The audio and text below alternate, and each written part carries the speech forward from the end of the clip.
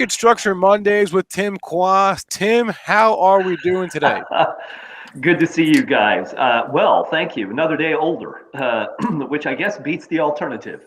Dennis, it's funny that you're talking about the tax impact and how that influences your thinking. My wife and I, because she spent 20 years in the energy business, have some MLPs, so Master Limited Partnerships in energy. And it's the same drill as Pfizer. You look at it and think that the amount of taxes that you would pay to get out of that position are just ridiculous. But anyway. When you're averaged in and your cost basis is almost nothing. And a lot of people that have been buying stocks for the last, like if you bought some stocks, good stocks 10, 15, 20 years ago, like I know a lot of people, their cost basis on Apple is like $3 or $4. Mine's 25. But you just think and you're like, your cost base on this, this is my long-term account, but I'm like, do I really want to, if you're inside, your Roth or whatever, but if it's outside, I have a lot of money outside. I mean, I don't want to realize this tax gain and then give half the money away almost. So exactly, it's a consideration for sure. Yes, it is. And I saw that you were talking. Go ahead, Spencer. I was going to ask about Moderna here. We were talking about Moderna. Yeah. Let's. For you fans of supply and demand, let's look at supply and demand in Moderna, because it is very telling. Joel, I think you said it was Dennis or Joel said, "Boy, it must be ugly." And I did. Okay, well, you're right. It is ugly. So stock goes down every day. Can't be good. So if you've never seen this before, folks, this is marketstructureedge.com, and you can do this too. Just you put your name and email in, and no credit cards. You can look at the same data, for 14 days. But here's what the data tell us. The top graph is demand versus price, and the bottom graph is supply, short volume. And so when demand is falling and supply is rising, what will price generally do? Go down, right? It is ugly. It really is. And it's been, the interesting thing is for a period of time, Moderna was at the very top of our, top of our list here internally. We will track how much time stocks spend at 10. So 10 out of 10 is the absolute top of the demand chart. And so if demand is very strong and supply is constrained, price will continue to rise. And Moderna was there for a very long time. But it hasn't been. It's been spending more time below 5 than above it. Very challenging. It'd be much better to look at a stock like Arista Networks. That's I'll give you it's a great contrast. So if you look at Moderna and you look at ANET, stock I traded last week, and it's just fabulous. So here's the difference. Notice this: demand rising, supply falling. What does that tend to produce? Rising prices. And Moderna's got a long way to go. Unless you have as you said, Dennis, unless you have a long-term, no, that was Joel. If you have a long-term perspective, fine, but why buy something that's likely to decline? I generally like to buy stuff that's likely to rise. Yeah. That's my preference.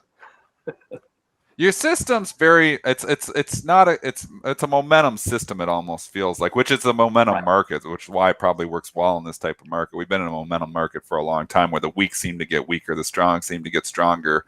At what point can you make money on the turns? Like when a stock finally, decides to stop going down and it looks like it's exhausted and seller exhaustion, and eventually, you start to turn, like in the case of Moderna, what would it take for your system to turn around and say, hey, this Moderna is actually starting to look okay now? Demand rising and supply falling. It's not more complicated than that, right?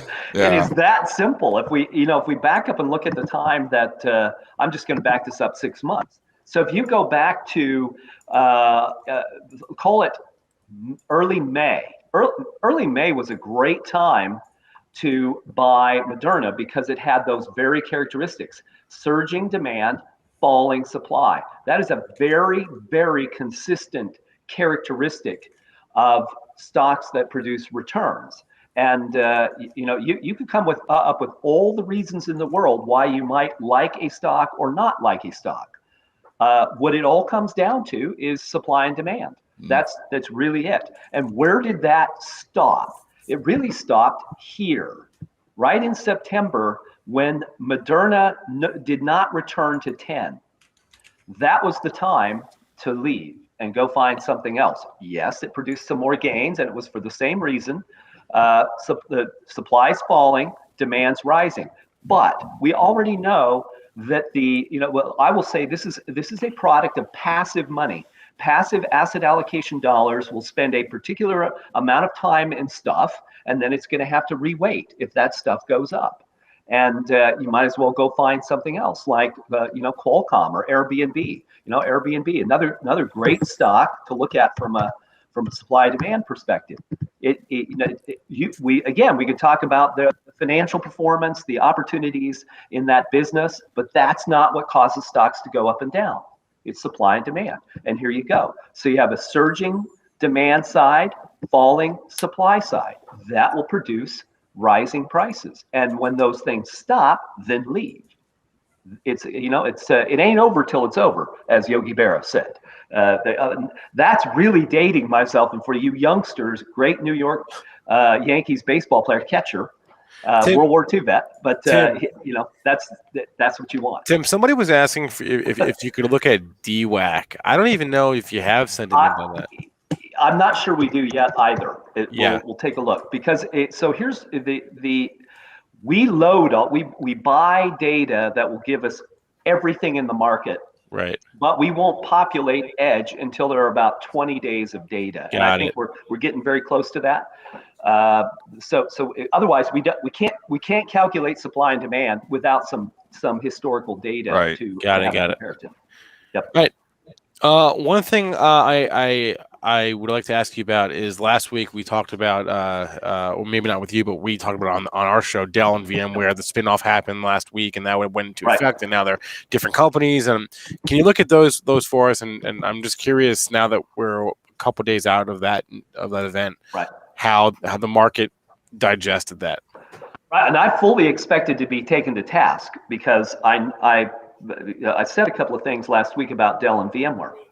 I said that probably Dell does not have the same opportunity that VMware does. And I don't mean immediately. This is a big deal. This was a $27 a share shift of value from VMware to Dell. So it behaved like a stock split. So Dell's price reset to about 56% of what it was before. Right. So we could calculate that pretty close to where it would be.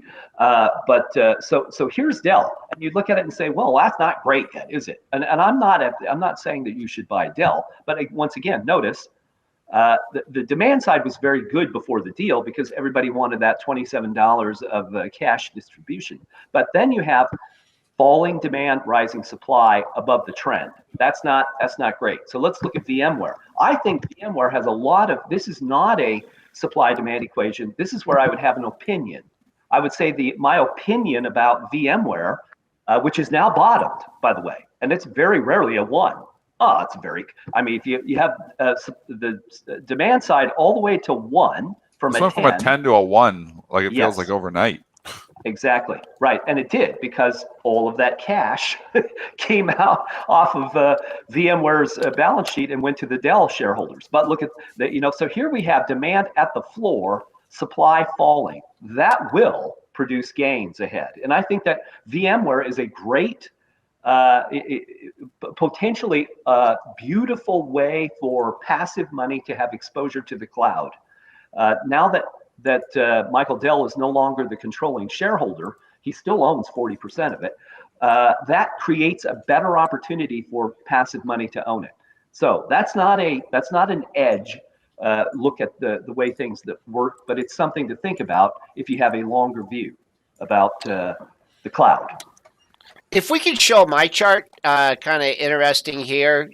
You had 3 lows in the same area during the unwind, and you came to that area. It was like a ballpark 124, and then you had 3 highs right in the same area at 136. So you got, people ask about range stocks. You got a nice range developing here. You got some lows to lean on. And Dennis, I'm gonna throw it to you. Do you think it was finally, to this action here? It's usually like a wild stock. You think it was finally like ARBs, like the final unwind? I mean, I traded VMware Dell for a decade. I feel like a long time. Then you got ran over one time. Why was that? I did. Why was that? I don't remember what that was. They were talking about doing this spinoff, I think is what happened. I almost really got run over. You did. I would pay that. And I'm trying to remember all the logistics. The spread was I haven't played the VMware Dell in a while. Yeah. But yeah.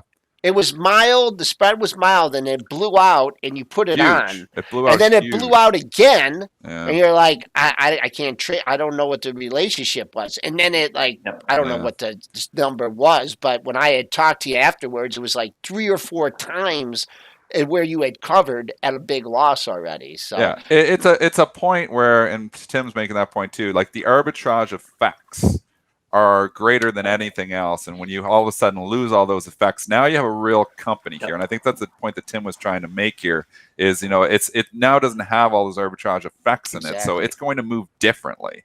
And we can see that, even the last week. Like, look at the movement in VMware. All of a sudden, it's like it's a volatile stock as people try to reprice. What is this worth as a standalone company?